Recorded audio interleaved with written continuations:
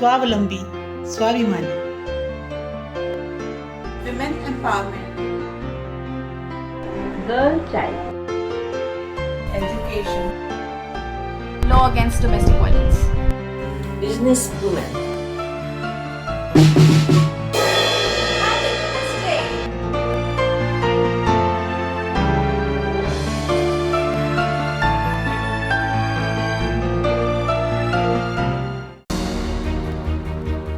नमस्ते, मैं हूँ ईशा और आप देख रहे हैं उत्थान। आज हमारे साथ हैं one of the good lawyers of the town, Mrs Neha Raj. Welcome ma'am. thank you so much. पहले हम जानना चाहेंगे आपकी जर्नी के बारे में। So tell us something about your journey. Okay, like being a lawyer, I come from a legal field. तो मैंने अपनी जो लॉ की डिग्री ली है वो यहीं अलीगढ़ मुस्लिम यूनिवर्सिटी से ली है, बिकॉज हमने जिस टाइम लॉ किया, इवन अभी भी it is among one of the 10 top universities in the law field. उसके बाद I put my graduation in from here and उसके बाद PG diploma corporate laws and management में I enrolled in Indian law institute Delhi. After that I got married in 2009। For 1 year I didn't work, लेकिन उसके बाद फिर मैंने job लिया and मैं पैनल लॉयर थी in Delhi commission for women for the rape crisis cell.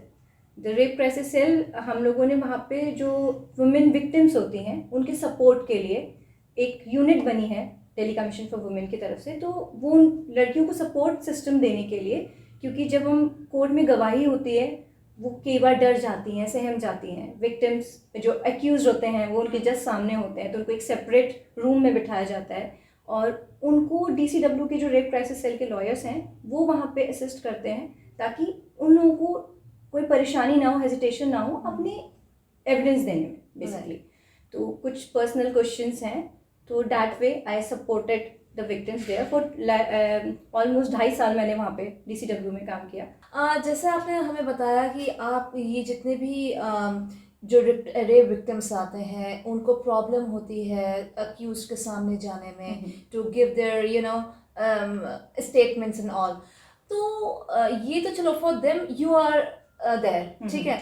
But being a lady, आप अपने वर्किंग एनवायरनमेंट में, आप अपने वर्किंग प्लेस में, do you feel any discrimination, exploitation और हैरेसमेंट? एक्चुअली ईशा, अगर पर्सनल ग्राउंड पे मैं देखूं तो मुझे ऐसा कभी भी कोई अपने वर्क प्लेस पे कहीं पे कोई ना तो डिस्क्रिमिनेशन, ना ही कोई मुझे हरासमेंट ऐसा मुझे कभी भी महसूस नहीं हुआ। It is my personal opinion, क्योंकि maybe the people differ. और शायद एक चीज़ मैं बोलूँ, लेकिन हम maybe the other women में डिफर फ्रॉम मी, कि जहाँ आपकी महत्वाकांक्षाएं ज़्यादा बढ़ जाती हैं ना, वहाँ पे शायद ये दिक्कतें उन लड़कियों के साथ ज़्यादा आती हैं। Yes, very right. क्योंकि जब आप एक सीढ़ी पे होते हो ना, आपको अपनी लाइफ में एक स्टेबिलिटी की ज़रूरत है। आपके पास जितना है आप उसमें संतुष्ट हो, खुश हो, आपको कोई भी कहीं पे भी नहीं दबा सकता। वुमेन सीरीज है ऑन वुमेन्स डे पे, तो do you feel self confident being like जो आप काम करते हो with regard to financial status, with regard to financial security, social security, how self confident you are in that terms?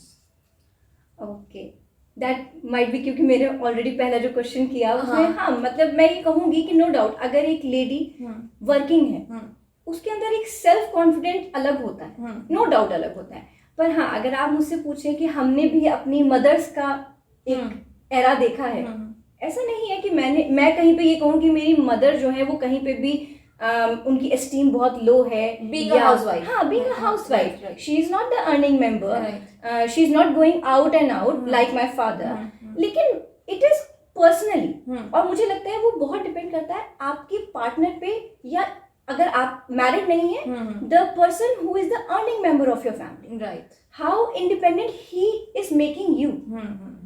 सवाल लेकिन हाँ शायद फिर भी वही आ जाएगा कि he is making she, but I am not saying he is making she unless and until you are independent. अगर आप किसी पे डिपेंडेंट हो, then it is the bounded duty of the person जो आपको सपोर्ट कर रहा है कि वो आपको कितनी इंडिपेंडेंस दे रहा है। जैसे मैंने आपको शुरू में बताया कि like for 1.5 years after my marriage मैंने वर्क नहीं किया, but frankly speaking my husband never let me fail कि अरे मतलब मुझे उनसे रुपये मांगने पड़ेंगे। It was only he who always asks for me, Neha मुझे इतने पैसे चाहिए, मुझे दे दो. अच्छा.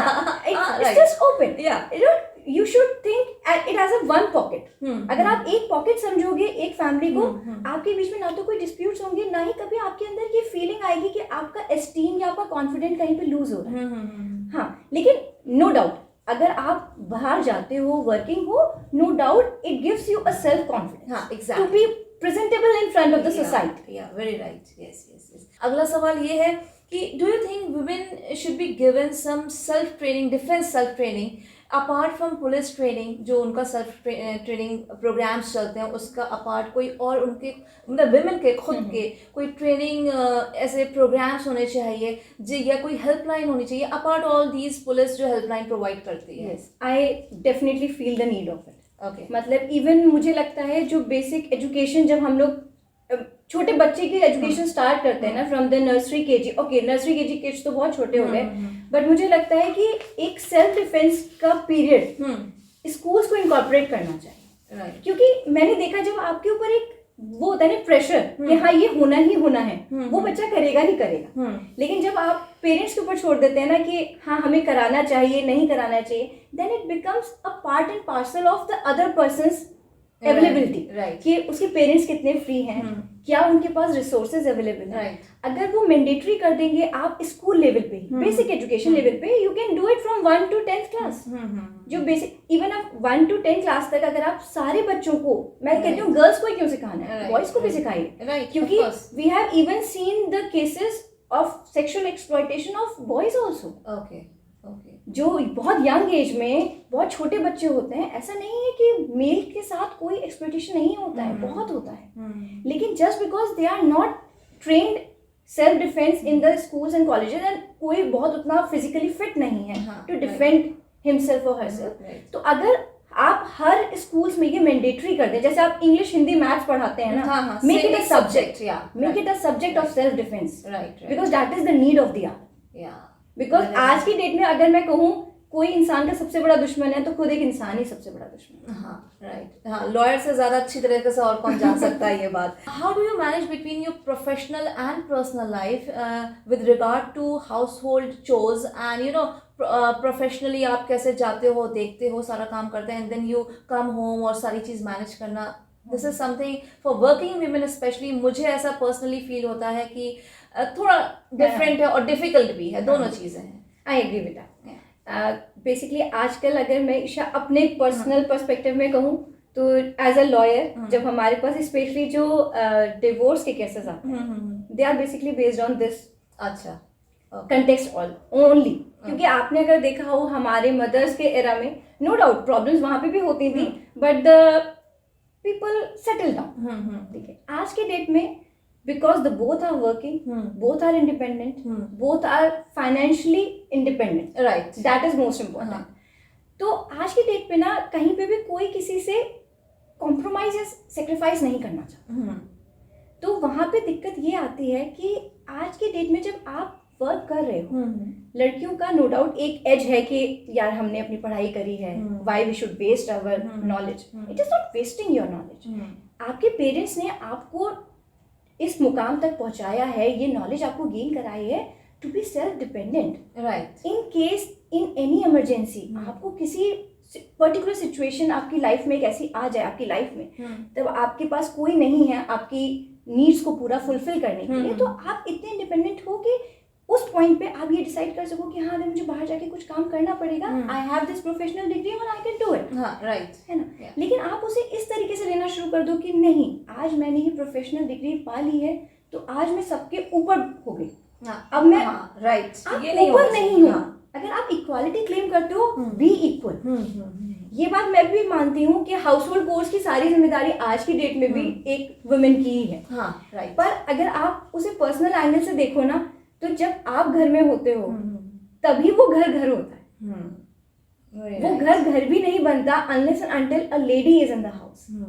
आखिरी क्वेश्चन, क्योंकि आप इतना ट्रेवल करते हो, आप अभी दिल्ली में भी जैसे बताया वहाँ पर रहे हो, तो एज अ होल आप क्या देखते हो कि कितनी सेफ है आज विमेन इंडिया में, हमारी कंट्री में कितनी सेफ है पहले से और अब में, अगर आप उसको कंपेयर करोगे पहले से? ईशा, अगर आप पहले से अब में कंपेयर करो तो मुझे बस इतना ही डिफरेंस समझ में आता है कि पहले there were no social platforms to let people make aware about it. Right. लोगों के पास नॉलेज ही नहीं थी कि उनके साथ हो क्या रहा है। आज की डेट में जो मुझे लगता है पीछे हम कहीं अभी भी लैग कर रहे हैं, क्योंकि हमारी सोसाइटी में जो मुझे आज के टाइम में नीड फील होती है, जहाँ पे अगर आप वुमेन के हरासमेंट या सेक्सुअल एक्सप्लॉयटेशन रोक सकते हो, कि sex education is a must. जो आज की डेट में भी पेरेंट्स अपने बच्चों के सामने कुछ भी कहने में हिचकिचाते हैं, हाँ, खुलकर नहीं बोल पाते। हाँ, एग्जैक्टली। आपको करना चाहिए। हाँ। बच्चों के सामने आप खुल के बात करिए। शायद अगर आप आज की डेट में उनसे खुल के बात करेंगे ना, उनको पहले से ही वो फोरसाइटेडनेस मिल जाएगी कि उनको उस सिचुएशन में क्या करना है। राइट। सोसाइटी का नजरिया है, अगर सोसाइटी को आप फ्रीनेस देंगे, सोसाइटी में कम से कम क्राइम होंगे। लेकिन अगर आप सोसाइटी को बांध के रखेंगे तो वहां पे क्राइम होगा ही होगा। आज की डेट में एक लड़की आपको माइक्रो मिनी में दिख जाए अलीगढ़ में, सब लोग उसकी ओर देखेंगे।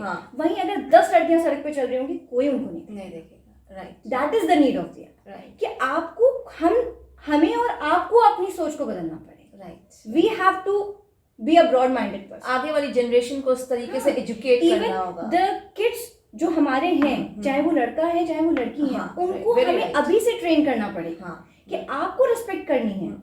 आपको लड़की को एज अ, कहते हैं ना, चीज की तरह नहीं, हाँ, कमोडिटी की तरह नहीं देखनी है। Very right, very right, very good.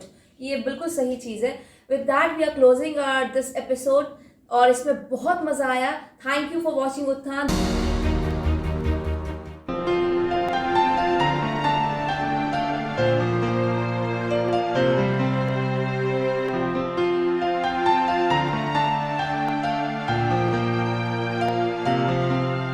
स्वावलंबी, स्वाभिमानी, women empowerment, girl child, education, Law against domestic violence. business women.